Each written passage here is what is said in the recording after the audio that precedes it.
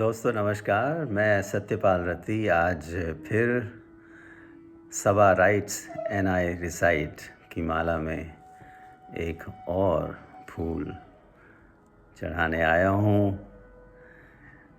ये सबा शायरा सबा की इस गज़ल का उन्वान है खुशियाँ,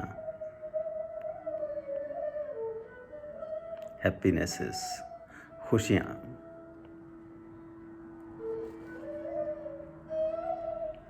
अब खुशियों के साथ थोड़ी मायूसी, थोड़ा रंज, थोड़ी उदासी तो जुड़ी ही रहती है। और इसी सिलसिले में फिर वो लिखती हैं, खुशियाँ थी बेवफ़ा न रहीं ज़िंदगी के साथ। देखिए कहने का लहजा ही क्या है। खुशियाँ थी बेवफ़ा, वफ़ादार नहीं थी, बेवफ़ा थी न रहीं ज़िंदगी के साथ। गम बावफ़ा थे, बावफ़ा का मतलब है वफ़ादार। गम बावफ़ा थे, चलते रहे आदमी के साथ।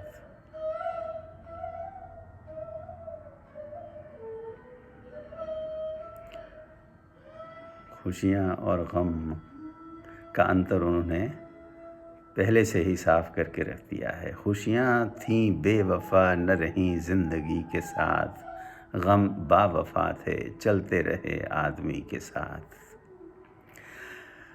आगे लिखती हैं, ढलने लगी जवानी जो आई थी 4 दिन,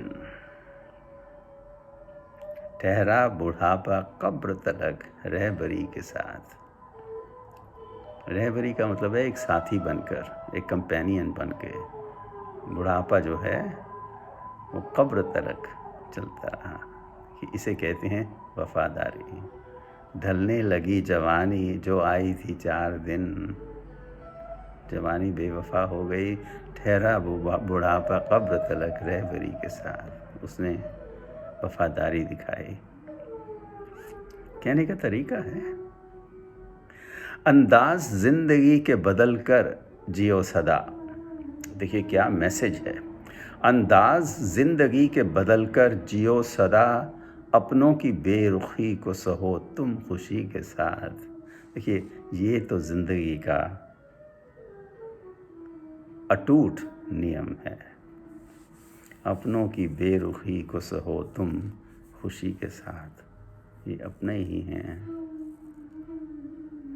जिनको आप बहुत ही प्यार करते हो, जिनको अपना समझते हो, वही रुलाते हैं आपको।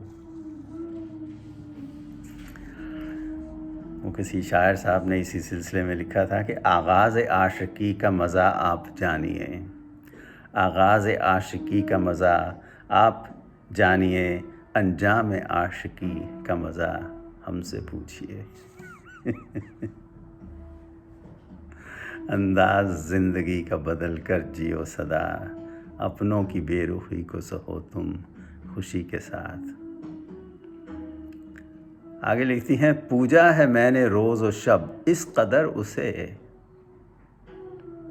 रोज़ व शब दिन और रात। पूजा है मैंने रोज़ व शब इस कदर उसे, उसका ही नाम लिखती रही शायरी के साथ। उसका ही नाम लिखती रही शायरी के साथ। अब इससे ज़्यादा सजदा क्या हो सकता है।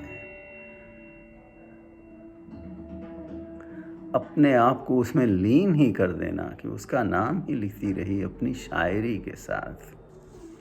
फिर मीराबाई की मिसाल हमारे सामने आती है। और भी हैं। आखिरी शेर है, मुझको सबा मिली है मसर्रत भी इस तरह। मसर्रत का मतलब होता है खुशी, हैप्पीनेस। इस गज़ल का उन्वान है खुशियाँ।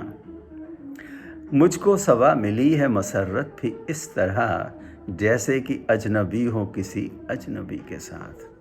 तो आप देखिए, दो अजनबी मिलते हैं, एक दूसरे को जानते नहीं हैं, तो उनके मिलने में जो एक अजीब और गरीब किस्म की खुशी होती है, क्योंकि किसी से कोई लेना देना नहीं है, किसी से कोई एक्सपेक्टेशन नहीं है, और किसी को कुछ देने के लिए वो भी एक्सपेक्ट नहीं करते हैं। और ये जो खुशी होती है ना, ऐसे कि जैसे एक अजनबी दूसरे अजनबी से मिलता है, उसमें कोई प्रेजुडिस नहीं होता। वो होती है एब्सोल्यूट, क्या उसे कहें, टोटल खुशी। मुझको सवा मिली है मसर्रत भी इस तरह, जैसे कि अजनबी हो किसी अजनबी के साथ।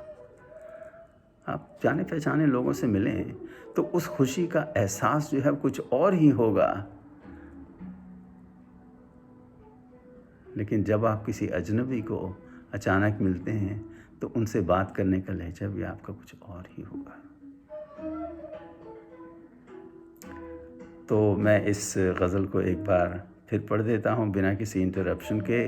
खुशियाँ थी बेवफ़ा न रहीं ज़िंदगी के साथ, गम बावफ़ा थे चलते रहे आदमी के साथ।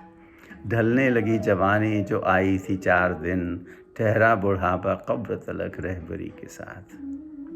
अंदाज़ ज़िंदगी के बदल कर जियो सदा, अपनों की बेरुखी को सहो तुम खुशी के साथ। पूजा है मैंने रोज़ व शब इस कदर उसे, उसका ही नाम लिखती रही शायरी के साथ। मुझको सबा मिली है मसर्रत भी इस तरह, जैसे कि एक अजनबी हो किसी अजनबी के साथ।